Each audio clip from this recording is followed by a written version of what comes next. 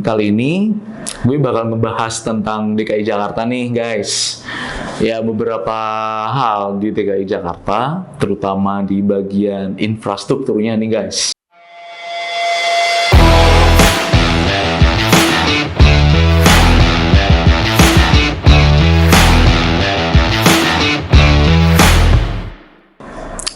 Ya, sebagaimana yang kalian tahu nih, daripada kita berdiskusi dan lain sebagainya, kita obrol bareng ya. Jadi beberapa hal yang ada di DKI Jakarta nih ya, seperti halnya aspal dan lain sebagainya. Ya kita tahu kan DKI Jakarta itu kan gede banget nih APBD. Dari hal pembangunan, dari hal istilahnya hiburan, dari hal yang sebagaimana untuk pembelanjaan suatu daerah itu kan paling gede ya dibanding provinsi lain. Karena daerah khusus ibu kota. Tapi teman-teman nih, tahu nggak kalian? Apalagi yang teman-teman pada baliknya ke arah Cawang, kemudian ke arah Setiabudi. Kalian coba deh lihat. Aspalnya tuh kayak pemancingan kolam lele, tahu nggak? Kalau kalian makan ikan lele bakar nih atau lele goreng, itu lubangnya gila, gede banget loh, gede banget. Dan gue mikirnya, ya it's okay lah kalau emang ada pembangunan di situ. Tapi kan pada kenyataannya kan LRT yang dari Bekasi ke arah Setiabudi kan udah jadi nih ya. Tapi jalannya itu masih gede loh. Kalian coba bayangin. APBD DKI itu kan 72T ya. 72T. Kita bandingin lah sama provinsi lain. Ya sebagai contoh karena kan gubernur kita itu kan mau naik nih jadi presiden ya, dikatakanlah gitu kan. Jika dibandingin dengan provinsinya Pak Ganjar. Karena Pak Prabowo kan nggak ada provinsi, karena beliau kan Menhan ya. Kita lihat deh provinsinya Pak Ganjar deh, Jawa Tengah. APBD-nya itu kan masih di bawah DKI ya. Tapi sebagaimana hal yang istilah pengalaman ya, yang karena gue pernah istilahnya lewat Jateng ya, karena itu via motor ya. Itu aja aspalnya halus loh. Enak gitu, kayak jalan-jalan teman-teman pergi ke Eropa lah, ke ini enak gitu. Kayak teman-teman pergi ya contoh dekat aja ke Batam lah di Riau, itu jalannya halus banget. Dengan APBD yang di bawah DKI aja bisa loh. Nah, kenapa DKI seperti itu? Nah, penasaran kan? Uangnya itu kemana gitu loh. Kalau emang segede itu 72T ya, 72T. Harusnya kan ya hanya ngebangun aspal pun juga bisa dong gitu kan. Ya kan? Itu aspal. Yang keduanya, kalau hanya 72T, kalau masalah istilahnya hanya pembangunan kayak dam dan lain sebagainya itu kan bisa ya. Ya, sekarang kita lihat deh. Aspal berlubang, itu yang pertama. Yang keduanya, sungai yang sekarang ini banyak banget tuh bungkus-bungkus teh kemasan, mie instan kemasan, banyak loh. Mau tahu di mana? Kemayoran guys. Nih kalian yang sering lewat Kemayoran nih pasti tahu tuh kali mana coba. Ayo. Yang keduanya kali Setiabudi. Tadinya bersih tuh, jadi kotor. Yang ketiganya kali Gunsar, Gunung Sahari. Tadinya bersih, sekarang kotor. Itu uangnya kemana gitu loh. Dengan dana gede seperti itu. Nah terus yang ketiganya nih, gubernur kita ini kan mau turun ya kan. Nah, sekarang mulai nih yang direhab. Tadinya kan ngerehab Bundaran HI dan sebagainya dibongkar lagi. Sekarang ngerehab Transjakarta ya, halte ya. Nah, kenapa nggak dari dulu? Kenapa di saat revitalisasi atau ngerehabnya itu ketika mau turun? Nah, itu yang keempatnya ya, ketiga atau keempat. Selama dalam jangka 5 tahun, pasti kan setiap gubernur kan ada pencapaian ya, maksudnya oh ini infrastruktur dan lain sebagainya. Tapi teman-teman lihat deh, setiap sepanjang jalan di Blok M, ya karena gue sering lewat ya, karena gue kadang ya ke selatan, ke barat, ke timur, bukan ke Sakti. Jadi yang gue pernah lihat di situ, dia si bapak gubernur ini, dia ngempamerin JIS, ya kan? Gambarnya kan JIS semua. Tapi kalian lihat deh, tulisannya di situ. Real Madrid, Barcelona akan bertanding di JIS. Tapi selisih berapa bulan berikutnya, nggak ada. Mana? Malah yang ada dibuat sholat Id, dibuat sebagainya. Padahal ada masjid di situ. Masjid apa yang ada di sekitar JIS? Masjid Hasyim Asy'ari.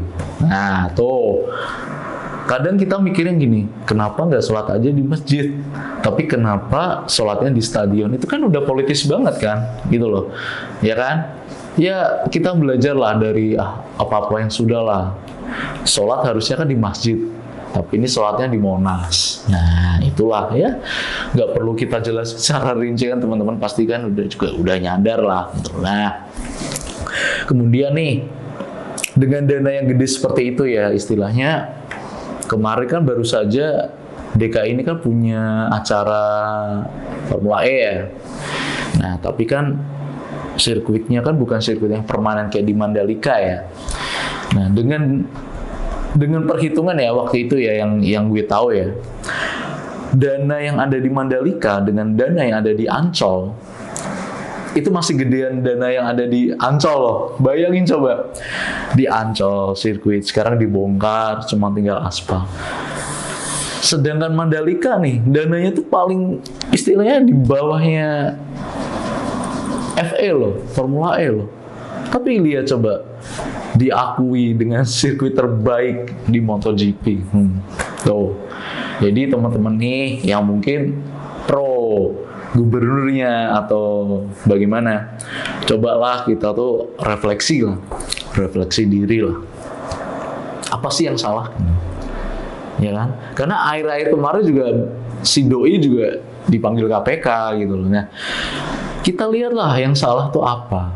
Yang salah itu dananya, yang salah yang nge-audit, atau yang salah yang memimpin gitu loh.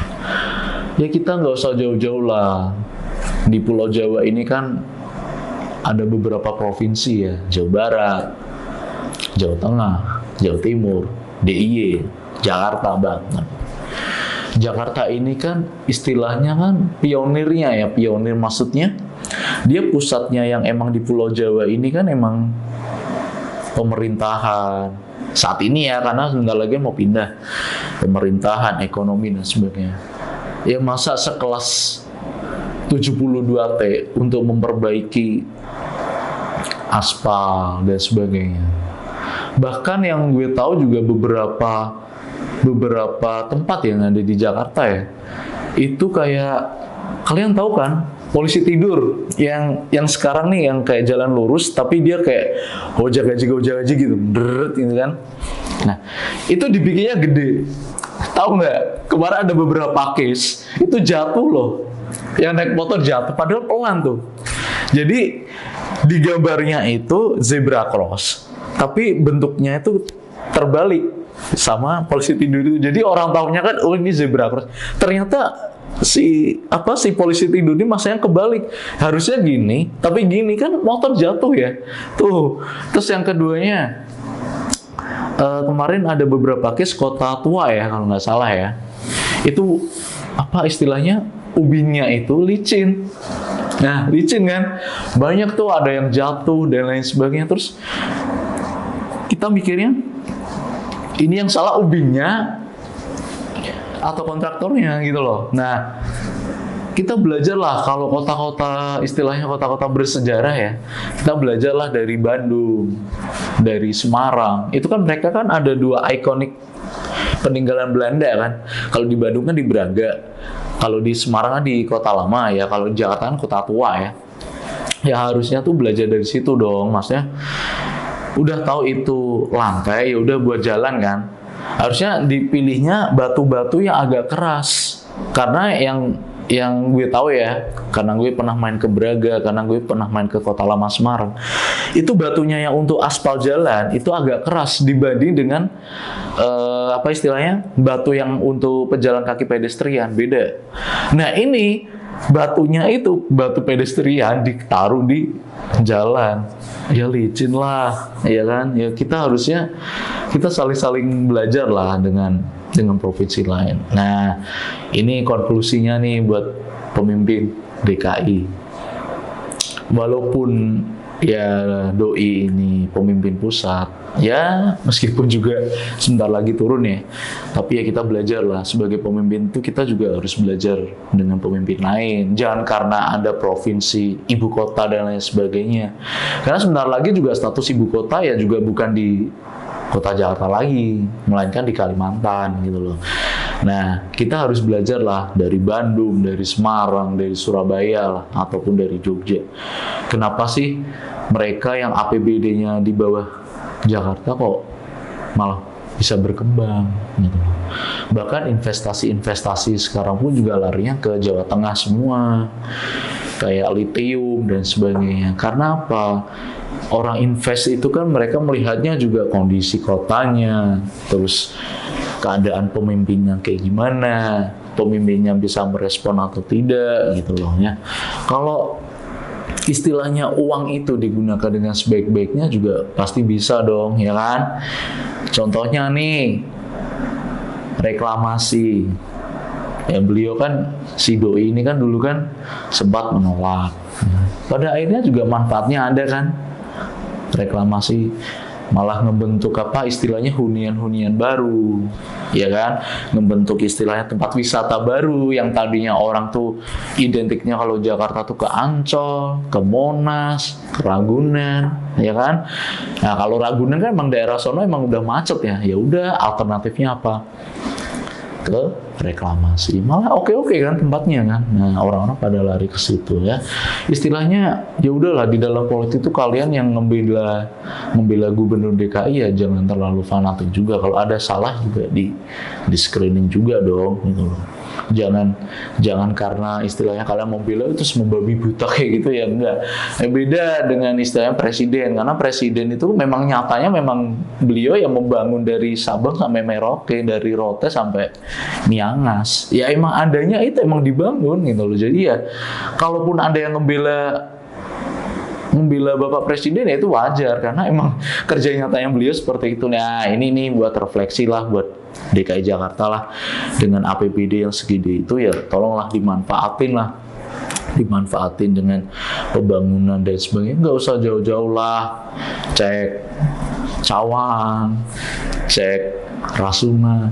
Masa sekelas Rasuna di depan kedutaan besar jalannya kayak lubang lele sih, kan nggak mungkin lah, ya kan, malu-maluin lah. Apalagi depannya tuh kedutaan Hongaria, Eropa loh, kedutaan Nederland, Belanda, kedutaan Swiss. Masa jalannya, ya ini kan bukan sirkuit rally gitu loh, kan kasihan juga ya naik motor, ya kan.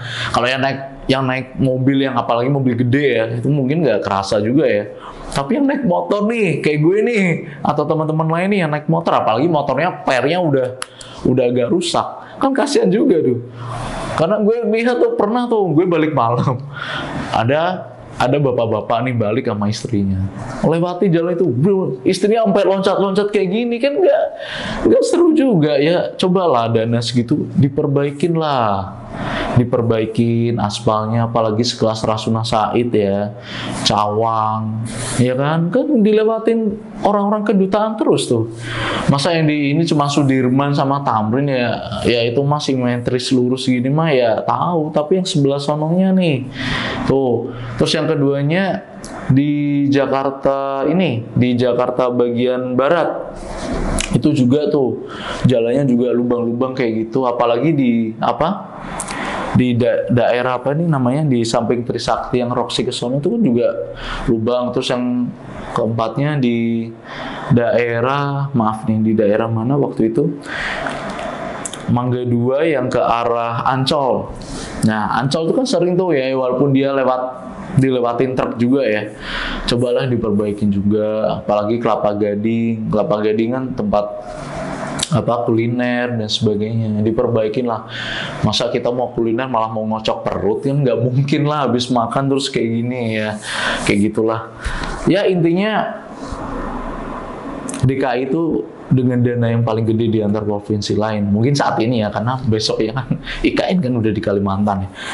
Ya tolonglah dimanfaatin lah dana segede itu ya buat yang deket-deket aja lah, nggak usah jauh-jauh. Cawang, Bypass, Rasuna, apalagi sempet tuh waktu itu Sudirman resapan airnya tuh bolong ya.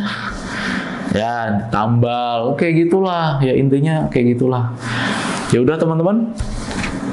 Untuk teman-teman yang khususnya tinggal di Jakarta, yang nggak percaya dengan omongan gue, lewat tuh Cawang, lewat tuh Rasuna. Coba lihat deh. Kalian sadar gak masa sekelas ibu kota kayak gitu? Oke? Ya udah. Untuk next week kita nanti bakal ketemu lagi di pembahasan yang lain di Opo Iki, opini politik terkini bareng Betiko di Kanal 3. Stay tune.